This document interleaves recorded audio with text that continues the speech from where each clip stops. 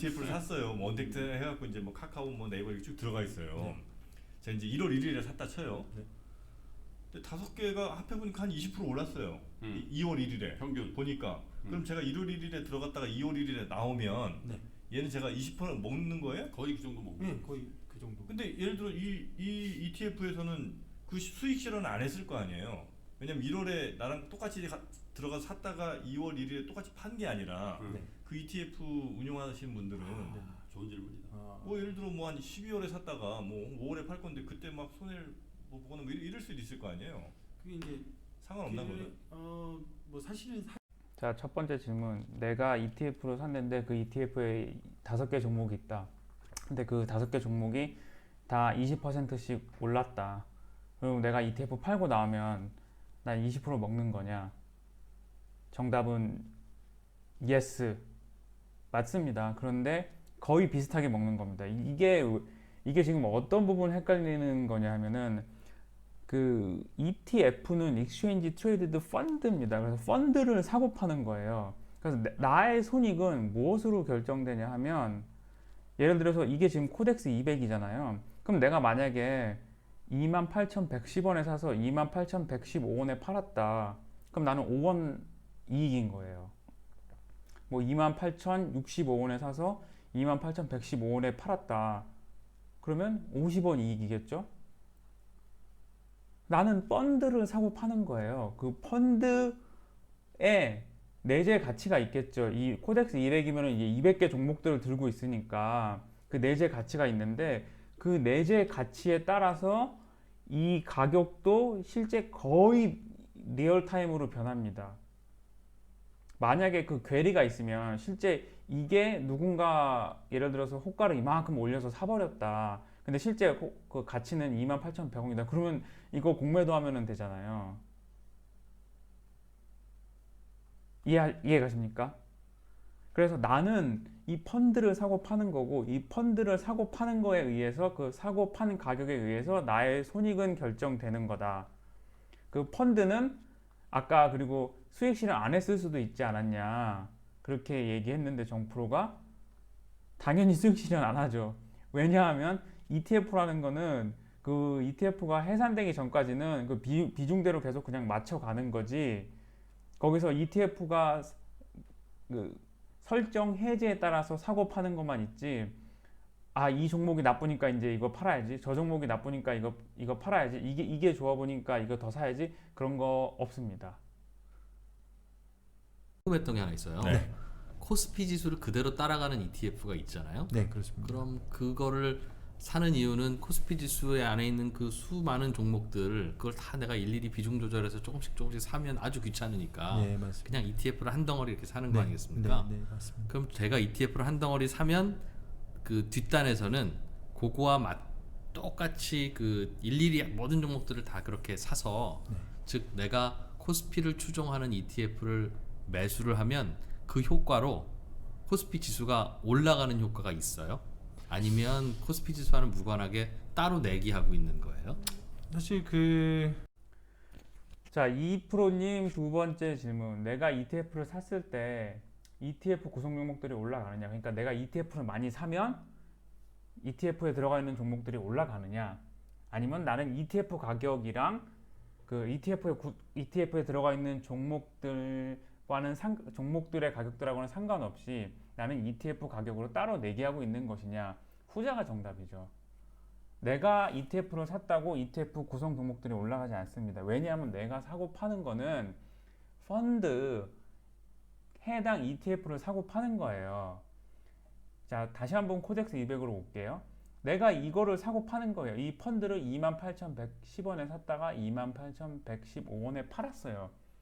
그렇다고 해서 그러면은 내가 이거를 28,110원에 샀으면 이 ETF 운용자가 그 산 만큼 주식을 사야 되냐? 내가 이걸 만약에 시장에서 샀을 때 그건 아니라는 얘기죠. 그런데 그래서 일단 정답부터 얘기하면 따로 ETF 가격하고 가격으로 내기하고 있는 거냐 이렇게 물어보셨는데 예, 그게 맞고요. 근데 그게 아닌 경우가 있어요. 그 운용사한테 가서 나 ETF 사고 싶다. 근데 내 시장에서 안 사고 직접 나한테 달라 그냥 ETF를. 그러면 보통 이제 이거는 이제 그 금액이 이제 굉장히 큰 경우에 이렇게 하거든요. 기관 투자자가 가서 그 코덱스 200은 삼성자산운용에서 운영하는데 삼성자산운용에 나 ETF 당신네 ETF 한 1,000억 정도 사고 싶다. 그러면 현금 입금을 하겠죠? 그러면 삼성자산운용이 시장에 가서 그걸 삽니다. ETF에 들어가 있는 주식을 1,000억만큼 사야 됩니다. 그리고 그 ETF를 그냥 줍니다. 그렇게 할 수도 있어요. 그러면 당연히 구성 종목들 가격이 올라가죠. 시장에서 만약에 샀으면. 그리고 팔았으면, 예를 들어서 환매가 들어온다는 얘기가 있잖아요. 펀드 환매가 들어오면 환매에 대응하기 위해서 펀드 안에 들어가 있는 종목들을 팔아야 되죠. ETF도 똑같아요. 근데 내가 해당 ETF로 시장에서 파는 건 그냥 시장에서 파는 거예요. 환매가 아니라. 그럼 누군가 사주겠죠. 그럼 내가 팔면 누군가 사주기 때문에 환매가 들어온 게 아니니까 그거를 팔 필요가 없는 거예요. 그 펀드 운용자는. 근데 예를 들어서 아까 방금 전에 얘기했던 그 1,000억을 가입한 기관 투자자가 시장부가 바뀌었으니 지금 팔겠습니다. 1,000억을 주세요. 지금 그 현금화를 해주세요. 그러면 ETF에 들어가 있는 종목들을 팔아야 됩니다. 그 팔게 되면은 팔아서 팔고 남은 금액을 주겠죠. 그 수익 실현을 했던 아니면은 뭐 손실이 났던 간에 그 현금화한 금액을 주게 되겠죠.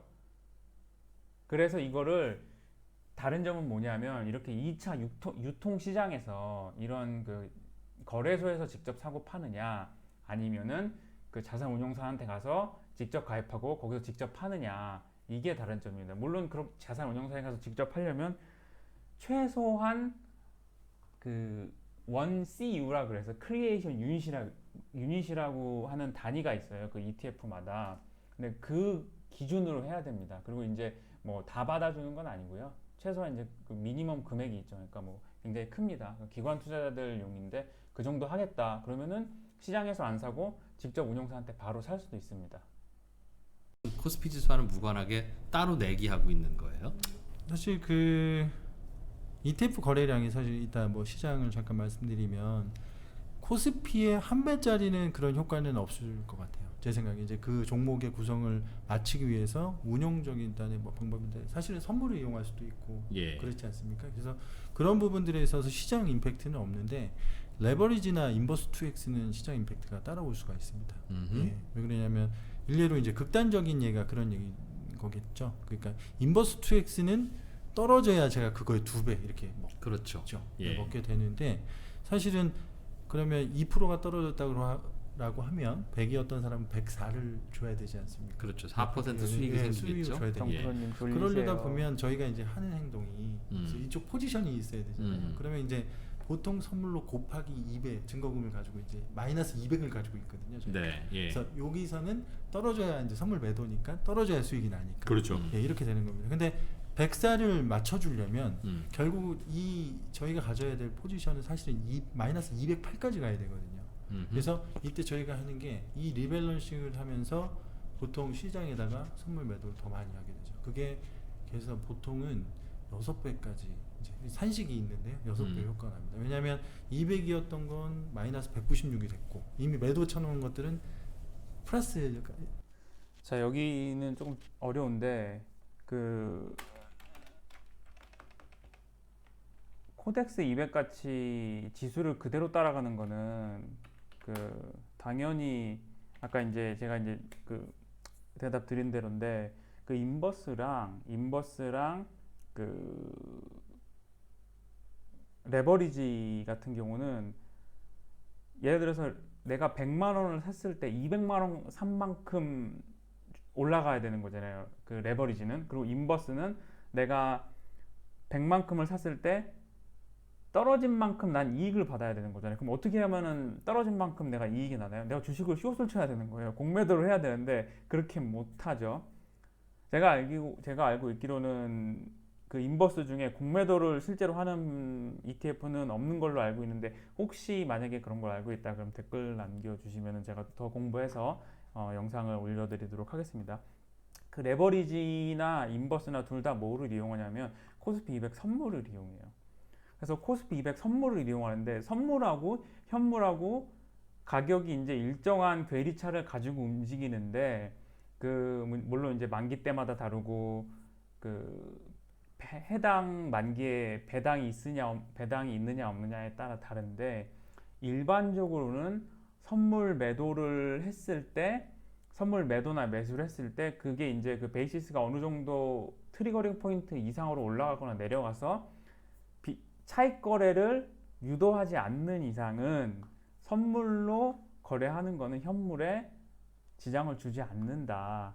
이렇게 생각하는 게 맞는 것 같습니다. 아마 그 말씀을 하시려고 했는데 굉장히 좀 테크니컬하게 좀 어렵게 대답을 하신 것 같아요. 그래서 다시 한번 정답을 한번 간략하게 얘기를 해보면 인버스와 레버리지의 경우 코스피 200 선물을 이용하기 때문에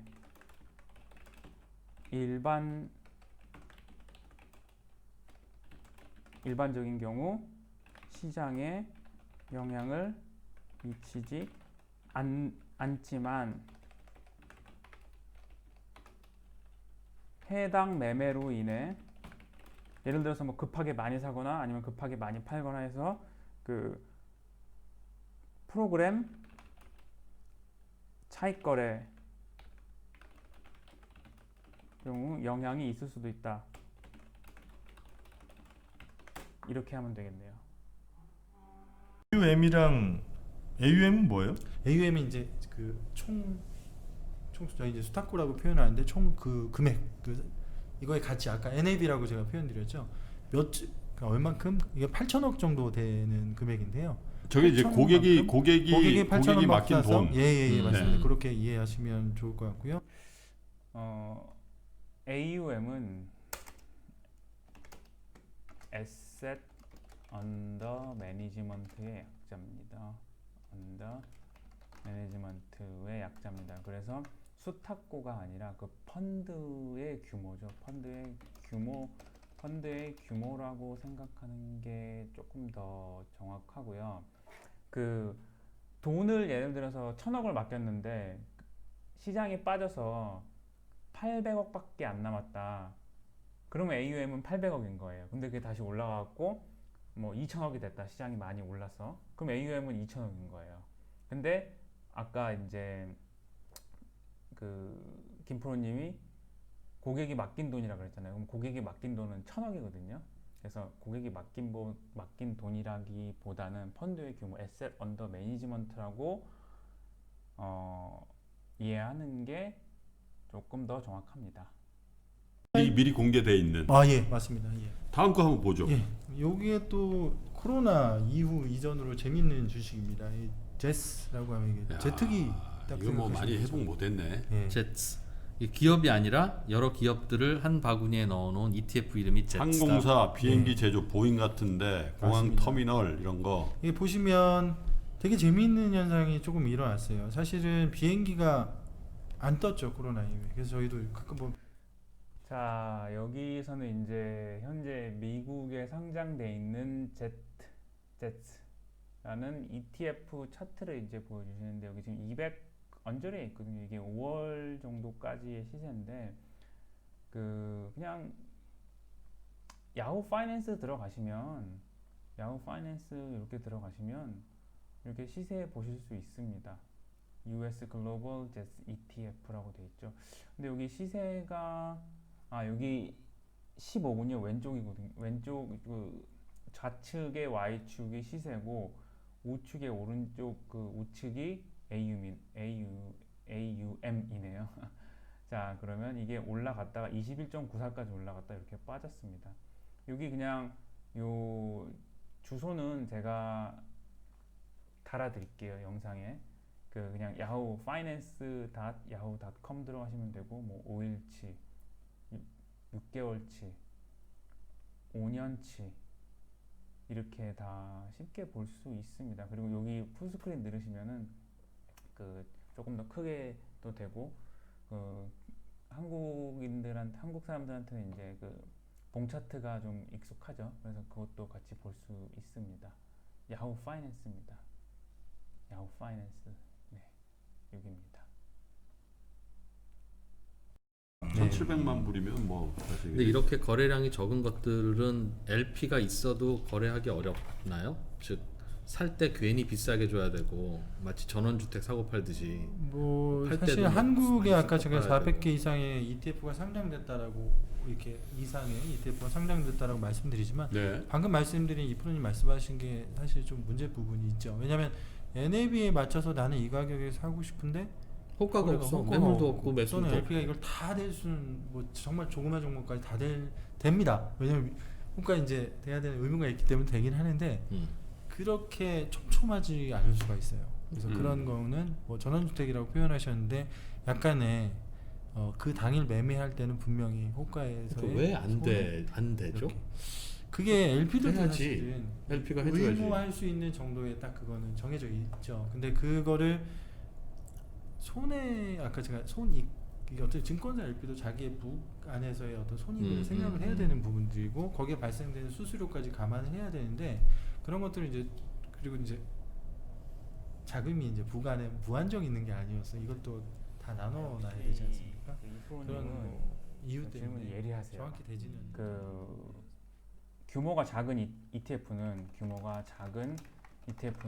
거래하기가 어렵냐? 그리고 LP들이 왜 호가를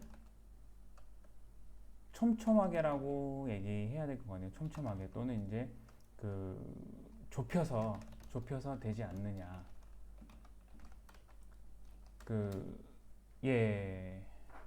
규모 작은 ETF는 거래하기가 어렵냐라고 얘기를 하시면 맞고요. LP들이 호가를 왜 촘촘하게 좁혀서 되지 않느냐. 자, 그 넷 에셋 밸류라는 게 있잖아요. 그게 이제 실제 펀드의 실제 가치인데, 이제 리얼 타임 가치인데, 그 펀드에 들어가 있는 종목들의 그 가격이 움직이잖아요. 거기에 맞춰서 그 펀드의 가격도 변하잖아요. 근데 그 펀드가 상장이 돼 있잖아요. 여기 예를 들어서 코덱스 같이.